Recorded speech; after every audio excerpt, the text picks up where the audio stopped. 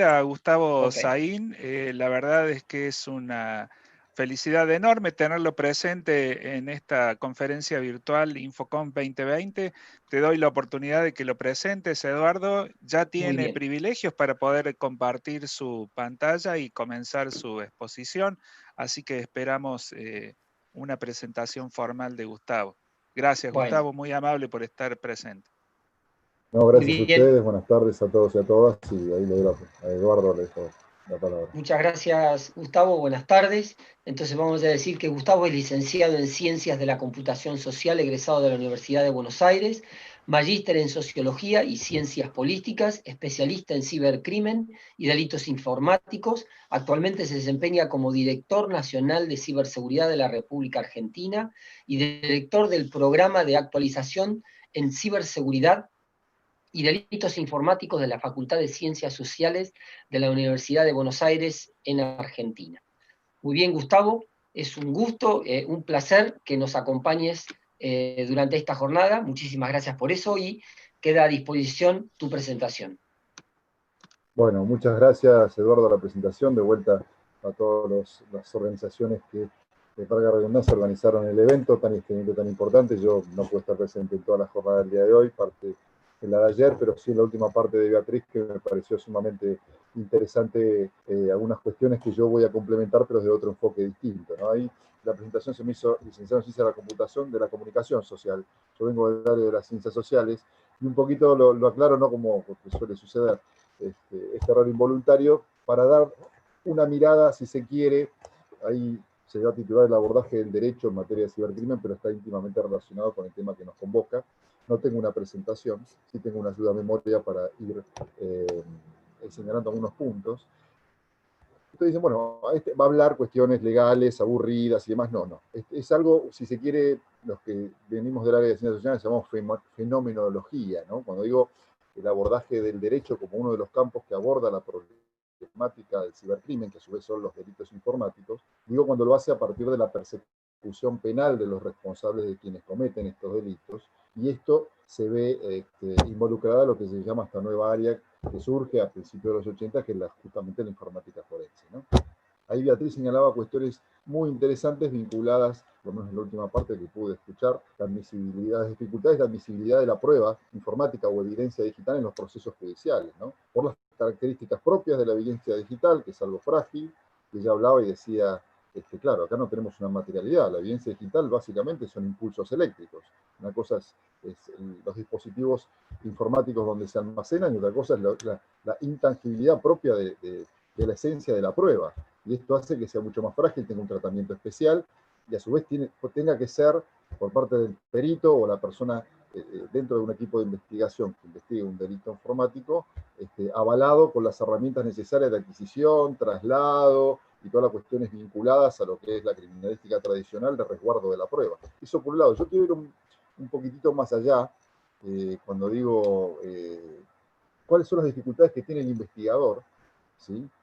En una investigación vinculada a un delito informático, en algo más estructural, en aquellos delitos informáticos que se cometen a través de Internet, cuando, y esto por eso digo, puede ser, si se quiere, una continuidad de la exposición de Beatriz, una continuidad, cuando no se tiene acceso a la prueba informática o a la evidencia digital a partir de los registros de los dispositivos, ¿sí? Informáticos, y uno tiene que recurrir a las empresas proveedoras de servicio de Internet, ¿sí? Y las dificultades que existen actualmente en términos de la adquisición de ese tipo de evidencia, y señalar algunas, para después una breve reflexión final, que considero yo cómo podría solucionarse a futuro, porque este es otro problema, ¿no? Sobre todo cuando tenemos empresas proveedoras de servicio de Internet que nos tienen que brindar el marco a la justicia de un determinado país, y esas empresas son extranjeras o tienen que ser legal en el extranjero, los problemas que se presentan en términos judiciales. Por eso no voy tanto a la cuestión pericial o técnica, que bien las describió muy bien Beatriz, sino estas cuestiones. Bueno, como saben, voy a arrancar con la cuestión de los delitos informáticos, que es algo que ingresa a la agenda de los países a mediados de los 90, puntualmente cuando Internet se hace pública, Internet es una red de computadoras que se crea a fines de la década 60 en Estados Unidos, tiene un fin militar, no salía de ese país, y hasta la década del 80 nucleaba organismos gubernamentales, realmente vinculados con el Departamento de Defensa, redes académicas en los Estados Unidos y empresas contratistas del ejército. Cuando se hace público en medio de los 90, ya, digamos, se expande al resto del globo y se presenta como una problema, empiezan a cometerse los delitos informáticos que ya existían desde la década del 70, por definición, pero bueno, a partir del ingreso de las empresas y los bancos a la red y la apertura pública, es de uso cotidiano, no solamente para cuestiones de ocio, sino para el trabajo, para la educación y para cualquier tipo de relaciones formales e informales.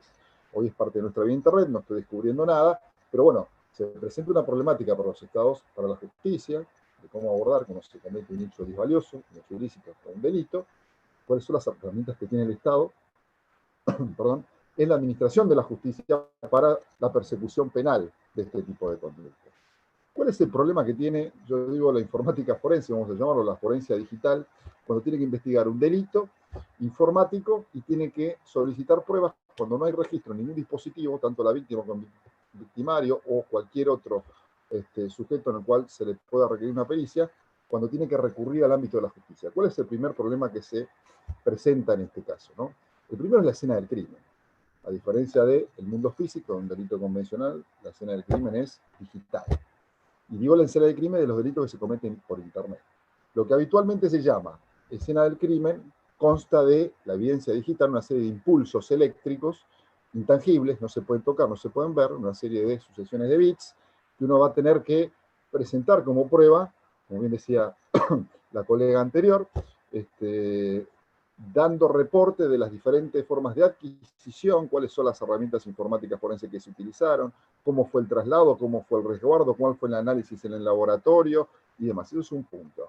Eso cuando se tiene un dispositivo. ¿Qué sucede cuando hay que pedírsela a una empresa proveedora de servicio de Internet? De vuelta, el entorno es digital. Lo que se da a conocer como ciberespacio o nube, en peores términos que esto, no es como, vamos a hacer una analogía con el mundo físico, no es como el espacio físico, la calle, sería como el espacio público de Internet, ¿no? El ciberespacio de la nube, pero distinto. En la calle, el espacio público está representado por las plazas, por la calle misma, por cualquier otra cuestión que no represente un domicilio.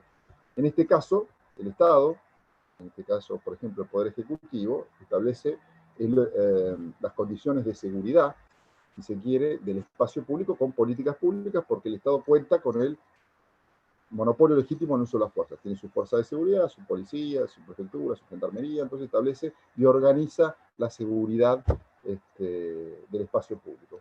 ¿Qué pasa en el ciberespacio de la nube? Lo que se entiende como ciberespacio de la nube no es más que servidores de empresas proveedoras de servicios de Internet, en su mayoría, claro, una clara preeminencia del sector privado, que a su vez no necesariamente en términos judiciales tengan una sede legal en nuestro país, pero que en el cual cualquiera de los ciudadanos de Argentina pueden acceder.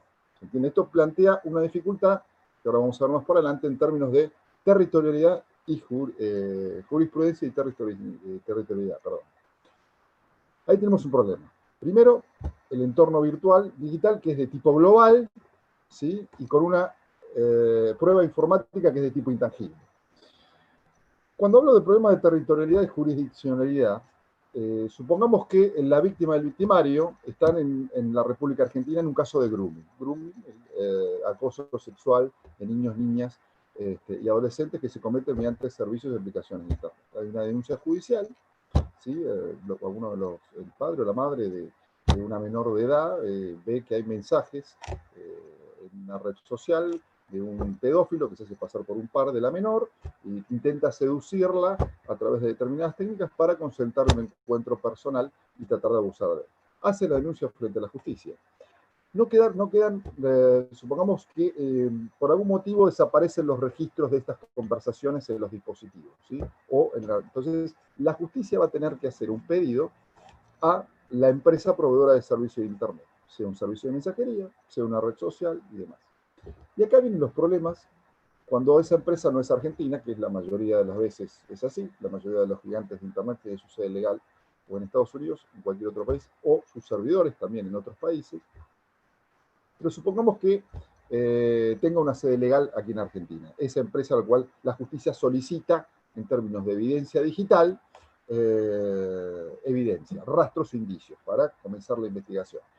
Hay un montón de respuestas y son las más habituales que puede encontrarse un juez o un fiscal cuando, mediante la autorización judicial de esta empresa. En primer lugar, nosotros tenemos sede legal acá, pero nosotros nos manejamos con la legislación de nuestro país, por lo cual ahí hay un problema, porque la justicia local, por más que la víctima o el victimario estén en un espacio físico, está utilizando, está pidiendo evidencia digital de un entorno virtual, global, donde la empresa que intermedió para esas comunicaciones se encuentra en el extranjero. Entonces va a tener que mandar un exhausto al extranjero. Ahí ya se dificulta un montón, ¿no? Con los tiempos procesales, o si responden o no responden y demás. Supongamos que esa no fuera la respuesta. Otra respuesta en la cual se puede encontrar la justicia cuando investigan estos casos es la de, bueno, está bien, nosotros lo podemos brindar. Lo que pasa es que esto, lo que me estás pidiendo puntualmente, se encuentra en un servidor en Irlanda, por decirlo de una manera, y nosotros tenemos que acatar, ya no depende de nosotros como empresa, tenemos que acatar la legislación de privacidad de Irlanda, o si digo Irlanda, puedo decir alguno de ellos, u otro país. Ahí tenemos otro problema similar, porque hay que un pedido judicial a ese país. Supongamos que ese no fuera. Otra respuesta que puede encontrar la justicia local frente a en términos de evidencia digital con una empresa proveedora de servicio al extranjero, es, miren, por nosotros, por nuestras políticas de contenidos, no podemos brindar este servicio. Esto es la respuesta menos habitual. Pero en determinados casos, no justamente los de grooming o la mal llamada distribución de pornografía infantil por la sensibilidad que produce, en otro tipo de delitos informáticos, es habitual que se pueda encontrar esta respuesta. Ahí tenemos ya un problema, ¿no? Un problema. Y esto lo voy a dejar pendiente, esta cuestión de jurisdicción y territorialidad, para el final de la exposición, para arribar a una conclusión, ¿no? Esto es un problema. El tercer eje que a mí me interesaría es la anonimidad o la posibilidad, a ver, en el mundo físico, supongamos en el caso de un homicidio, se encuentra el cadáver de la víctima, y llega el equipo de investigación, se acerca a la zona, cosa que hablamos anteriormente. El tema de la digitalidad y la globalidad de la escena del crimen es mucho más complejo en los casos de delitos informáticos, cuando se cometen en Internet. Y bueno, ahí los investigadores, los peritos, van a hacer un primer abordaje a la escena del crimen y van a tener ya delimitada la escena, el lugar del hecho, vamos a usar el término correcto en términos criminalísticos. Vamos a ver si, obviamente, es evidente que es la escena del crimen porque hay un cadáver, y ahí va a tratar de obtener rastros indicios que permitan realizar una investigación para llegar cuáles fueron las circunstancias del hecho y obviamente en última instancia los responsables. ¿Qué pasa en Internet? En Internet se permite la construcción de identidades ficticias, ¿no? Y hay, esto lo que hace es, esto no es una crítica a Internet, pero sí lo planteo como una dificultad para este tipo de investigación de delitos o la obtención de evidencia digital. Hay ausencia de rasgos personales y esto va a dificultar, en una escena del crimen física pueden haber huellas, pueden haber rastros, pueden haber rastros de pelos, bueno, esto lo entienden mucho mejor los criminalistas. En la escena del crimen digital no hay rasgos de personalidad. Supongamos que, digamos, en una amenaza que se hace por escrito, hay peritos calígrafos que pueden determinar la acreditación a una persona de una carta, por más que no sea, obviamente, sea anónima, no sea firmada, a través de rasgos de personalidad. En Internet hay texto plano, o texto, se elige una tipografía y uno teclea, y lo teclea desde un determinado lugar y a distancia, o sea, jamás se pueden acceder, salvo que se acceda al dispositivo, una huella digital. Sucede también que uno puede, con determinados programas, no solamente imputar su identidad, sino que generar una identidad ficticia o tomar, mediante su plantación de identidad, la de otra persona para amenazar en Internet. Y esto plantea una serie de criterios que dificultan también en la investigación criminal llegar al responsable último de un determinado delito informático cuando se utilizaron servicios y aplicaciones de Internet. Otro factor con estos problemas que señalamos anteriormente son los instrumentos internacionales que cuentan las justicias de los países para el intercambio de información en términos de evidencia digital. Digo instrumentos internacionales en términos de convenios de cooperación o tratados de extradición que se firman entre los mismos países, ¿no? En la actualidad hay un convenio que se llama Convenio de Budapest, que es bastante viejo, tiene casi 20 años, del año 2001, donde se establece, al cual Argentina adhiere en el año 2018, si se quiere es el documento de referencia a nivel internacional en materia de investigación de delitos informáticos, en materia penal, procesal penal y de cooperación internacional. Es bastante viejo, bastante vetusto, hay muchas críticas, yo soy uno de ellos, pero establece una serie de criterios con los cuales a los países que adhieran a este convenio puedan intercambiar información en términos de evidencia digital a partir de estas dificultades que señalamos anteriormente en términos de jurisdicción y territorialidad, ¿sí? Para que la justicia de los países puedan avanzar en investigación de este tipo de delitos. Al día de la fecha, Argentina adhirió en el año 2012, hay algo que se llama, y voy a referir a esto puntualmente porque quizás es una de las herramientas más importantes que contempla el Convenio de Budapest o la Convención del Ciberdelito de Budapest, que es el acceso transfronterizo de datos, ¿no? Que una justicia de un determinado país pueda acceder a datos almacenados en servidores del extranjero o en el extranjero. Esto tampoco ha dado resultado porque existen los mismos problemas de jurisdicción y territorial que existían en el mundo físico. No se ha avanzado. O sea, el convenio de Budapest, inclusive por estas cuestiones, además de figuras que ya no se contemplan porque se ha escrito cuando no existía la banda ancha, ¿sí? Simplemente no existían los servicios de aplicaciones como Facebook y demás, estamos hablando del año 2001, recién empezaba la banda ancha, ni siquiera existían los smartphones, los teléfonos inteligentes, mucho menos las cámaras celulares. Todo esto presenta un inconveniente y ya está siendo criticado, cosa que en diciembre del año pasado, en la Asamblea General de Naciones Unidas se propuso la creación en el seno de ese organismo porque se plantea que el convenio de Budapest que ha quedado en desuso y no ha dado los resultados esperados. Entonces, ¿qué problema realmente, más allá de los que señaló Beatriz en la colega, la exposición anterior, con respecto a cómo se puede acceder, ¿sí? En términos de evidencia digital, a rastros indicios desde los dispositivos? Cuando no se puede acceder a un dispositivo sin recurrir a las empresas, tenemos otro problema, o un conjunto de problemas que están relacionados con estas cuestiones que estoy señalando. Y acá, para no extenderme demasiado, le hacía una reflexión, ¿no? Una reflexión en relación a cómo, a nivel internacional, podría manejarse eso. Antes de ello, quiero señalar algo que decía, bien señalaba la colega anterior y lo señaló Miguel Saniñas, con respecto a el uso, estaban hablando, Miguel, confirmame si me equivoco, de que, bueno, hay un inconveniente, que es cuando uno, el perito intenta obtener desde diferentes dispositivos informáticos información en términos de evidencia digital, los software forenses que se utilizan, si bien hay de fuente abierta, ¿sí? Son software comerciales donde no conoce las condiciones que utiliza el programa para la obtención de esa evidencia. Entonces, ahí va a tener que la persona que va a presentar el informe a la justicia, estamos hablando de un FET, ahí me señalan puntualmente, pero bueno, hay muchos, ¿no? Puntualmente va a tener que primero garantizar esa forma o método de obtención. En el ámbito del ciberespacio, o el ámbito, vamos a llevarlo al ámbito de la ciberseguridad, ¿sí? Pasa exactamente lo mismo. Por eso pongo un pequeño paréntesis en la exposición, en el sentido de que está relacionado con lo que señalaba hace un rato, ¿no?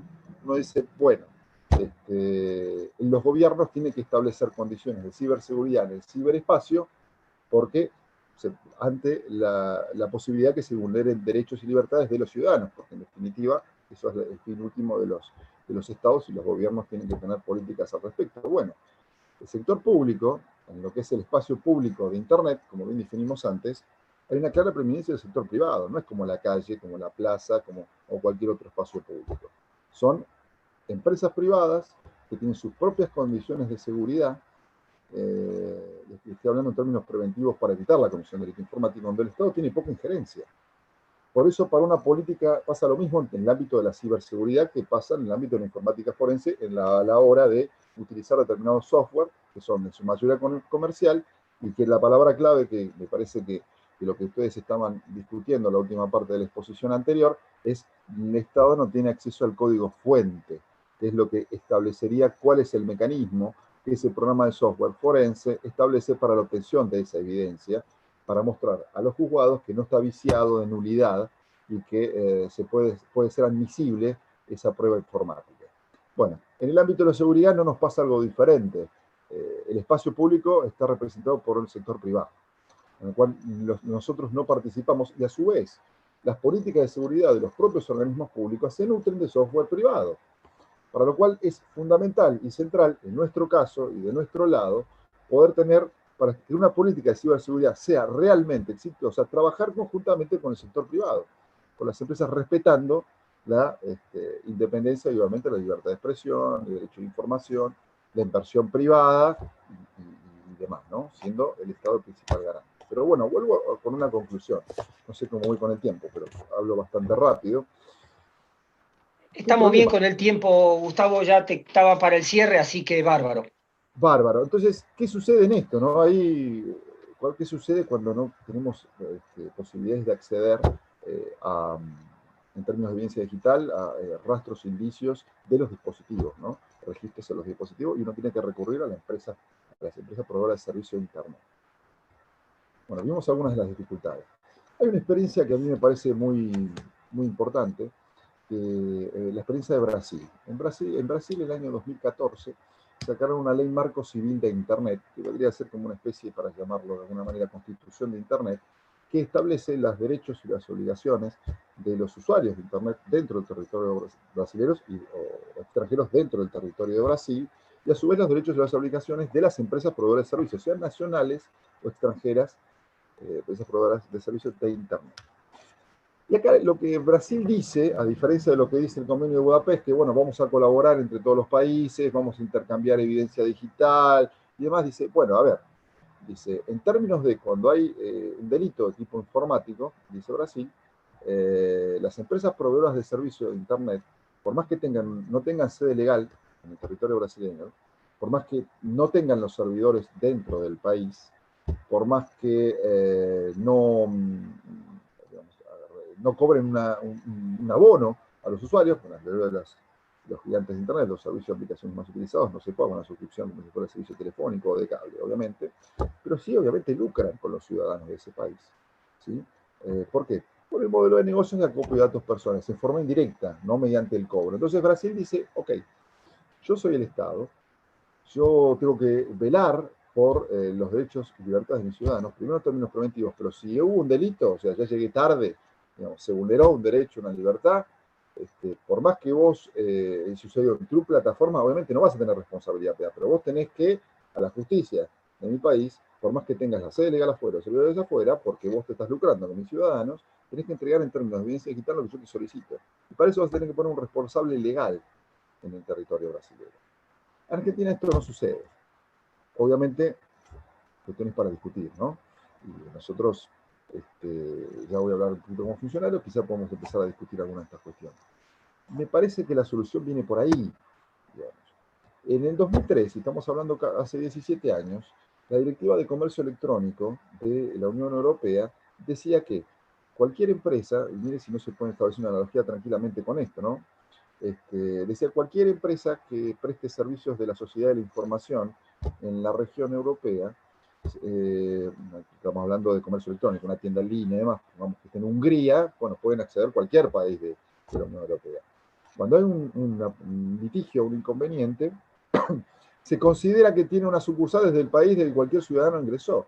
O sea, si yo soy un ciudadano, supongo que vivo en España, ¿no? Porque estamos hablando de la Unión Europea, ingresé a esa tienda en línea que te la hace en Hungría, no importa. O sea, España le puede cobrar un tributo a esa empresa, porque o sea, los ciudadanos españoles utilizan el servicio como si fuera una sucursal física en el mundo físico donde se tiene que atener a las legislaciones locales. Esto es un poco lo que decía Brasil, pero que sí se aplica en términos de comercio electrónico tributarios, pero no en términos de evidencia digital. Esta es la discusión a futuro, creo que ese es el camino, creo que las empresas están más receptivas. No estoy diciendo con esto que las empresas no dan ningún tipo de evidencia, a veces digo que hay dificultades para la obtención en términos de lo que son delitos contra la integridad sexual de niños, niñas y adolescentes. Nosotros en nuestra legislación penal tenemos dos artículos, el 131 que es grooming, 128 tenencia, distribución, producción y demás de todo material de abuso sexual infantil, mal llamada pornografía infantil. En eso no tienen ningún inconveniente generalmente las empresas proveedoras de servicios de Internet con sede legal en el país. En otros tipos de delitos tiene mucha más dificultad.